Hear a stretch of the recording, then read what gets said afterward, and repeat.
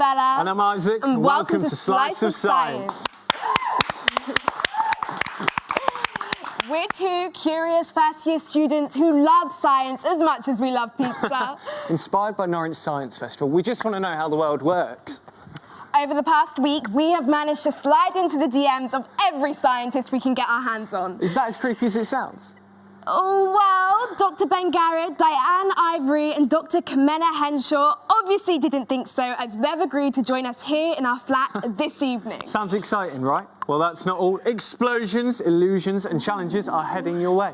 We will be hearing from Dr Ken Farquhar, several scientists from the UEA and our flatmate Megan via video message. Unfortunately, they couldn't make it to our flat in time for the show, but I can't lie, I'm a little relieved. This place is a tip. Does that mean you're finally going to clean it up? Oh, look at the time. It's almost time for our first guest to be here at any minute. Dr Ben Garrod is a scientific extraordinaire. What doesn't he know? He's a science broadcaster, TV presenter, author and one of the patrons of Norwich Science Festival, and he's here to tell us more. Hey Ben, come on in. Lovely to see you. Great to meet you. Yeah, you too. Thank you very much for coming. So Ben, we know you're an evolutionary biologist. Yep. What does that actually mean? It sounds more complicated than it is. Yeah. In biology, everything changes. Your dog has evolved from a wolf, and we've evolved from something more like a chimpanzee or an ape or a gorilla than we are now. So everything changes all the time. Their behaviour changes, their anatomy changes, their physiology changes. So it's studying those changes within biology. So this year's theme of the festival is Our Future World, and you have an event with Professor Danielle George about robots. Can you tell us a bit more about the topics that you guys will be exploring?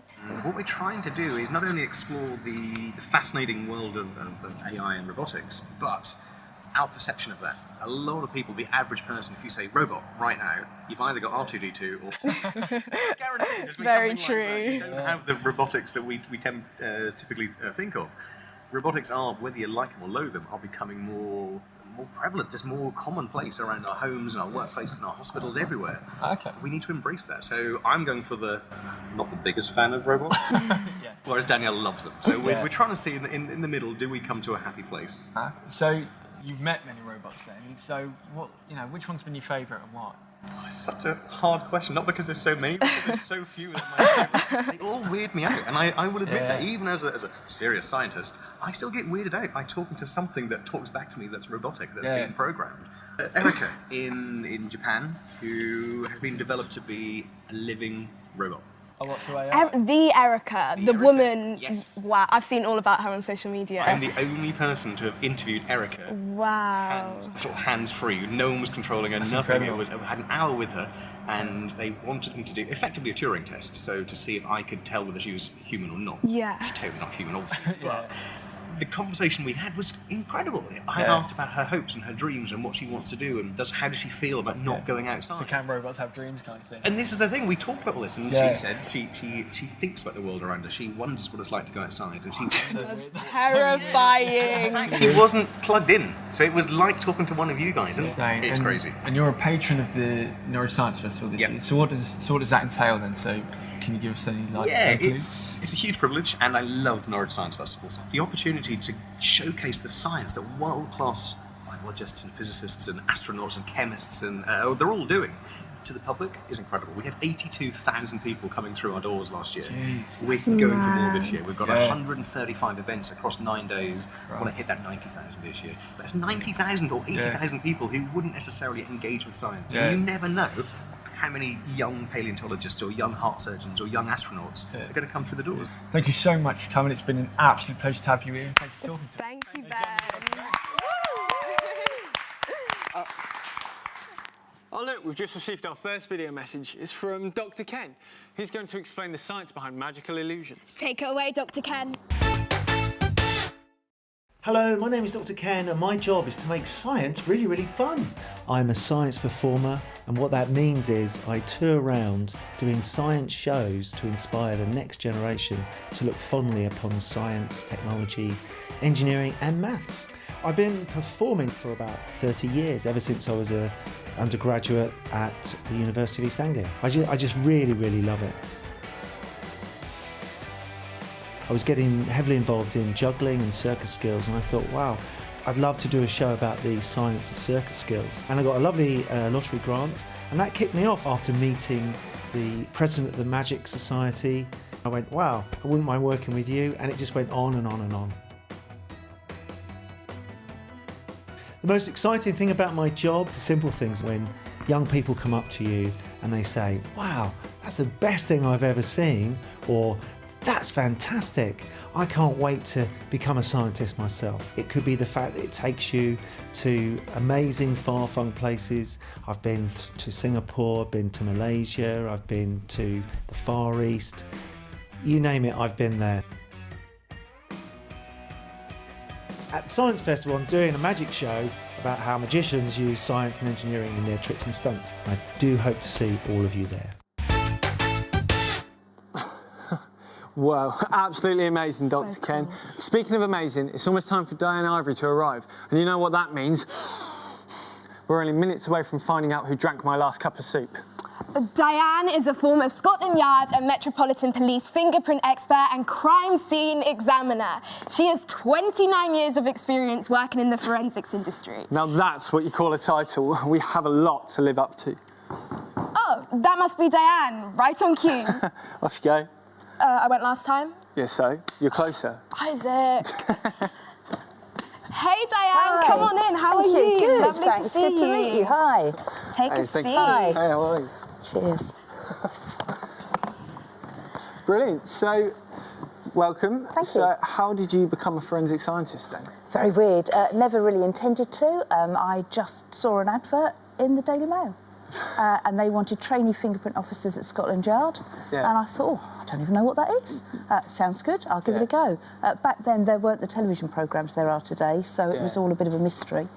And yeah, it's cool. That's how Literally in the Daily Mail. And interestingly, they started advertising in the Daily Mail because they used to advertise in the Telegraph, but got mostly men applied for the job, and they wanted to get more women into it. So that's what happens. That's really cool. How accurate is the representation of forensic science on television? Oh, well. We see it all the time. I know, it's always there, and you've got to be honest with you, I don't watch it. Because when you do it, you don't want to see it. So, but I can tell you it doesn't all happen in half an hour. And it isn't one person that goes to the scene, examines everything, is at the post-mortem, does the post-mortem, does the pathology, and solves the crime. Not like that. No, but so it's more very like a much a massive team. teamwork. Yeah, lots of teamwork. Yeah. Can you tell us about the different types of fingerprints? Yes, there's quite a few. I've got a thing in here that will probably show you better. Oh, brilliant. So this, there are really 9 main types of fingerprints. So we go from arches, and there are various types of arches, and loops, whorls, twin loops, central pocket, and accidentals. Okay. And they're all different amounts that people have, and with accidentals being the rarest. Fair enough. So it's a bit of like the black sheep of the odd one out. Kind of. Or even more unique. Unique. that way. Unique. Brilliant. Speaking of fingerprints, can you help us at all? Because we've got a bit of a mystery to sort out. Right. Someone has decided to do something so evil, so dastardly horrible that we do need your help. Someone has decided to drink my last cup of soup. If you follow me out, we'll show you. And you want me to find out who it is? Yes, please. No problem. This is my cup of soup. Okay. And someone has drunk it. It was my last one. Yeah. See what I can do then. Okay, so. You get it? What I'll do is, I'll just put my gloves on, get So everything ready what first. kind of stuff is it? So what I've got here, when I was actually working, doing the job for real, mostly my go-to powder was aluminium powder, but I don't use that. So it's not like normal powder that you can find anywhere? This is actually iron oxide, but always, it's never going to kill you unless you lick it, I suppose. But just in case. We always wear the mask. The brush I use is called a Zephyr brush. That looks like my highlighter brush. It's cool, isn't it? It's cool. And that is basically just nylon. It does shed quite a lot, which is another reason to wear the mask, because that all goes up your nose. It gives you black bogies, never too nice. And this is just literally sticky tape.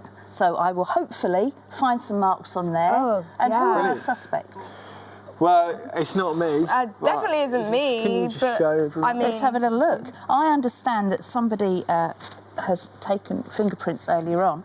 Absolutely. Where did you go? Let's give this a go. So this is all like a proper kit then? You can't just get these anywhere kind of thing? Buy it on Amazon. You could buy it on Amazon, to be fair. Okay, so I just want to have a little bit of powder in there. I don't want to over-powder the mark. And despite it being a dirty mug, because we do need to figure this out. And so basically, I'm angry about hopefully, if I powder across... Oh, look, you can immediately see it. Oh, my gosh. Coming Can up. we get the camera a bit closer at all? But who would do such a thing? Only a villain is who would do that. We will hopefully find out who it is. It's turned up so quickly. OK, so what's basically happened there is a finger mark is made up of the sweat and any contaminants. So whoever's held this mug has left their sweat behind and the powder has stuck to the sweat. That's amazing. So I'm now going to lift off the powder and hopefully, I'm just going to have a little look because I'm a bit old. My eyes aren't as good as they used to be. Magnifying glass. So we'll have a little look to see which... The traditional detective. Oh, hey, they look really good. This is a nice sequence. I'd say someone's picked that up like that. So I've got 4 fingers there and 1 thumb there. So we're going to go for these fingers here and lift them off. Yeah. You can see the hands so clearly. It's really cool, isn't it? This is a dream. That's absolutely amazing. So let's see. In the movies, they'd whip that off really fast. So but does in that real not work life, then? Well, it kind of stuck. Does that damage it? But that comes off really, really clearly. That's so insane. But then how would you be able to know? Well, what I'm going to do first, I've got 2 suspects who've had their prints here. And my suspects are... Can't wait for this. I've been waiting. Isaac. We're about to find out. So that's you guys, Isaac, are you isn't it? sure you didn't drink your own tea? Oh, I'm pretty sure I didn't drink my own cup of soup. I know what I'm doing with my cup of soup. This is ridiculous. I I don't know why we're doing this. system for my cup of soups. Let me have a little look. Isaac there. Yeah. I mean, Okay, so I'm looking at the pattern. I mean, I don't. And from the pattern, I can then tell who I think it is. I know that it's the left hand, so we'll go down there. And we're going to look and see. Oh, it's all... I'm too nervous. I can't even look. There it is. I'm afraid to say... It was Isaac, wasn't it? I told you. It wasn't. Me? That's you. Annabella, how could you? It wasn't me. I'm afraid the evidence says it was. Are you sure, though? Absolutely, I have no doubt whatsoever. Right, well, ladies and gentlemen, thank you very much, Diane, Ivory, and the Forensic Wizard. Thank you so much for coming. It's been an absolute pleasure. I think we need Diane around to settle all of our household arguments. I can't believe it was you, Annabella, you traitor! So you're telling me you didn't eat my chocolate last night? Call it even. Right. I think I need to cover after that. Let's take a break and we'll be back on your screen in a moment.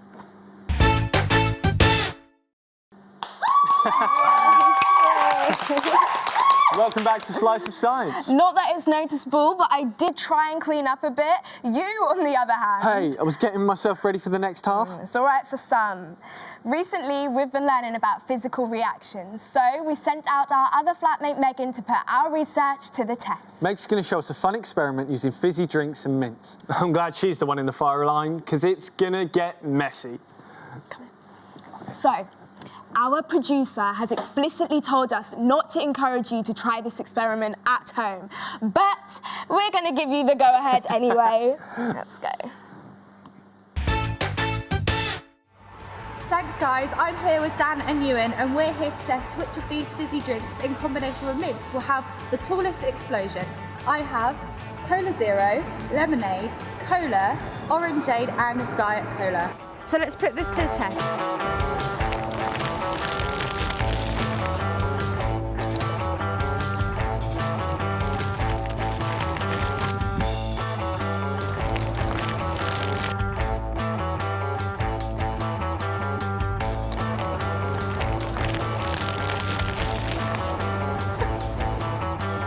So, why does this happen? The reason the Diet Cola and the mints reacted in this way was due to a physical reaction. It is caused by CO2, which is dissolved in cola and can only form as bubbles when in contact with a solid surface. Mints are very porous, meaning they provide a large surface area for the bubbles to form. These bubbles float to the surface where pressure rises until it is released as a sudden explosion. As Diet Cola uses sweeteners rather than sugar, the liquid particles are less drawn together, allowing greater bubble growth for a bigger explosion. With the winner, the Diet Cola, we're going to make a rocket and see how high it can go. Don't try this at home.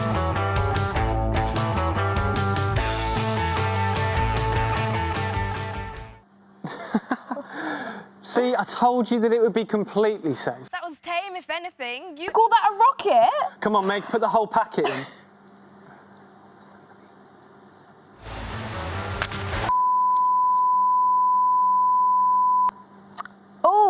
no, that wasn't in the script. Yeah, can we get some confirmation on Dan the cameraman, please? I don't think he'll be coming around for a while, poor thing. Wait, what's that? He's back in the studio? Oh, ladies and gentlemen! Oh, Dan! Dan, you're a trooper! Oh, safety first. Right, Dan, back to work. Bearing that in mind, time for a mini challenge. Yes, I can't wait for this. Anyone that knows Isaac and I will know that we're very competitive. It's not even a competition. You know I'm smarter. Whatever you say, Isaac. This is the perfect time to prove it. We're going to be testing our knowledge with the slime challenge. Bring it on. Let's go. Right, so basically we have 1 minute to make the best slime that we can. Yep. So we've got our ingredients here. We will be adding some shaving foam to the mix. PVA glue. Some food colouring. Ooh. Bicarbonate of soda. And what is this? Some contact lens solution? Might have this at home. Fair enough. Right. So, half the studio on my side. Can I get a whoop? Actually, boo, boo, boo, I've boo. got the support. And half the studio on my side. Hey, here we go. I'm pretty sure I've got a bigger team. Okay. Right, can we get a countdown from 3, 2, 1, go. I can't hear you guys. How dare you, man? Right, we're adding So the idea is mix all of this stuff in, and it should make some amazing slime. We're going red. Red connotes danger. I can't get it off. Here we go. Oh my God, I forgot the baking. I can't get it open. Right, I can't then open you have the to lid. mix it together. Hang on, so... Right. Hey, okay, you're only helping me, so it's fine. Oh no, look at that. The mix That's needs to quality. become all stringy like this. Ooh. No, come on, come on, come on. I'm sorry, where's my support from my team? Oh no, what are you doing? No, no, no, come on.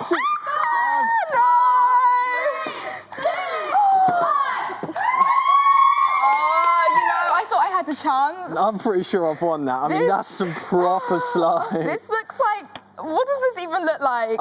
Cake mix or something? What is yours? How pathetic. Oh, see, mine looks all Christmassy. It's all red and green. I mean, red and green, there we go, there we go. Christmas came early. I've put up my jumper. What? Oh, you're right. Ladies and gentlemen, Dan the cameraman. So, this is what slime is meant to look like. Show it to the people at home. Have you made that? Since when did you enter the competition, though? Ladies and gentlemen, the winner, Dan the cameraman. I'm not going to clap. I don't clap. Right, Dan, back to work, yeah? So, I can safely say that neither of us have a future in making slime. As students, being uncertain about our future isn't out of the ordinary. We know that we love science, but sometimes we're torn over which path to take. The University of East Anglia is full of science with exciting careers. We've sent our friends over to have a chat with them and to find out more about the cool stuff they do. What attracts me to engineering is it's an industry that licenses creative thinking and ingenuity. Volcanology and more broadly geology gives you skills that allow you to unlock an understanding of a whole load of really important things. The things that I do help people as well, so not only is it incredibly fun for me, but it's also helping other people. Having a life involving science is one of the best careers you can have, and my research at the John Innes Centre is understanding how genes control cell growth and cell division.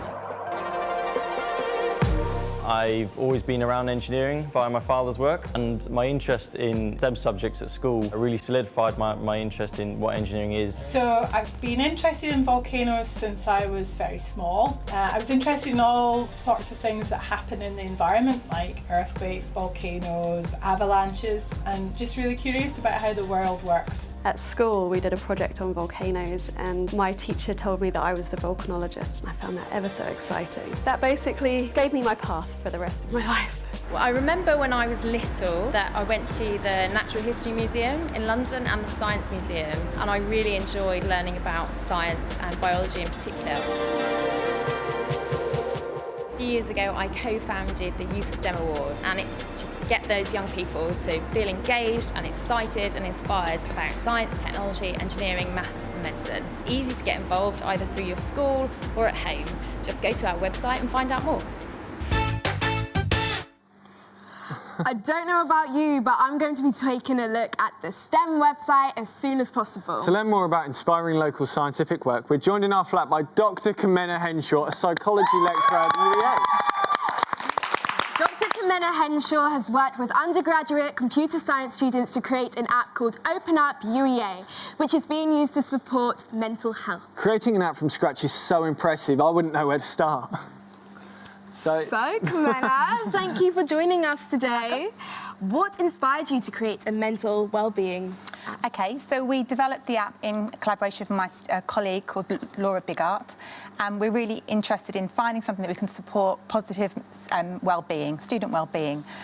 We're both psychology lecturers, but we're also personal advisors, so we see student anxiety and student stress in our undergraduate population, so we have really good understanding of it. That's incredible. So, how did you first go about doing this? Like, where did the pin So drop in this idea? UEA runs an app development competition. Okay. So for the computer science students. Brilliant. So we applied to that last summer. And we were really pleased that we were shortlisted. And the good thing was that it was the computer science students themselves who were involved in the shortlisting process. Yeah. So they liked the idea of it, they understood, and they thought it was of value. And we then had 4 computer science students who worked with us and developed the first prototype. Brilliant, that's fantastic. Amazing. And so, Too keen. I'm sorry, it's you know, you can't lie and say it's not interesting. This is awesome. It's incredible stuff that you do. Good. How did the psychological research influence the development of the app? OK, that's a really good question. So my colleague, Dr Laura Bigart, has already undertaken some research on emotional resilience and looking at how do we cope with stress in the workplace, everyday stress. And she developed 6 strategies that we can use to help us, things like planning ahead, seeking support, exercise. Yeah. So we use that as a basis to start and to think about what we wanted in the app. Oh, that's brilliant. So if we just take a quick look at the app, it should appear on our screen here. Like, you know, it's, you know, in the nicest way possible. It looks really professional. It looks really cool. Like, I wouldn't, you know, I wouldn't expect a mental health app to look like that. You know, I'd expect it to be very weird, I guess, is the only way to develop it. No, it looks incredible. That was a really important part of working with students. Yeah. So we had a kind of an idea to begin with. We wanted an app about promoting wellbeing, but we didn't really have a concrete idea of what that would look like. Yeah. So we took lots of advice from the students. We worked in collaboration with them. And then they came up last year and this summer. We've worked over the last 2 summers with them, and they came up with a lot of the design, a lot of the feature, a lot of the graphics, and a lot of the content.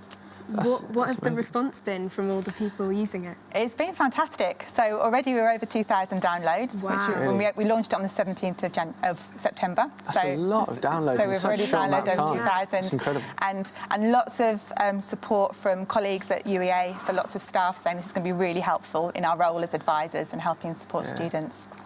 So how long has it taken the app to kind of set off and get online? And OK, so we started last summer. So last summer we had the first 4 students developed a prototype.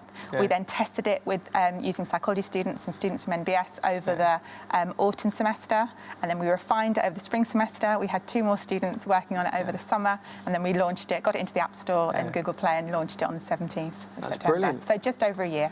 Fantastic. Well, thank you so much for coming in, everyone. Dr Henshaw, thank you so much.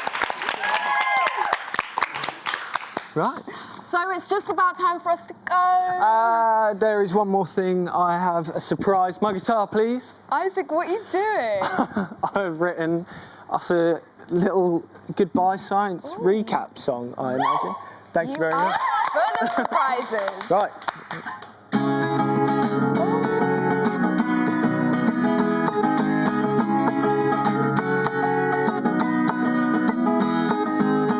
Dr. Ben say hi, tell us all about AI, that one's pretty cool. Can do magic tricks and teach us how to become a science whiz. And Diane, Ivory with a fingerprint forensic stuff. Dr. Kamena with her app, it was so great to have seen her. Got Megan to a test, ended up making a mess and nearly killing Cameron and Dan. Then we made some slime, it wasn't sublime, and Dan the legend won.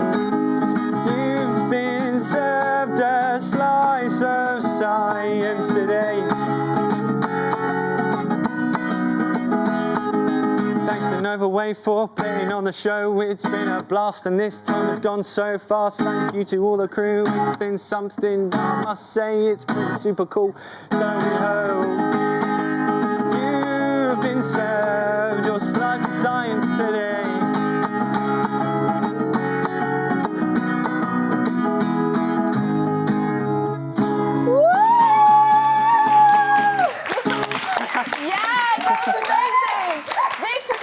Slice of Science, thank you so much for joining and watching at home. Once again, we want to say a big thank you to all of our guests. We hope you've enjoyed meeting them as much as we have. And a big thank you to our crew.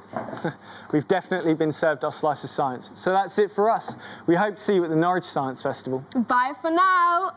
Speaking of slice, should we go get that pizza? Oh yeah, absolutely. Yeah. I want pepperoni. Pepperoni stuffed crust. Yeah.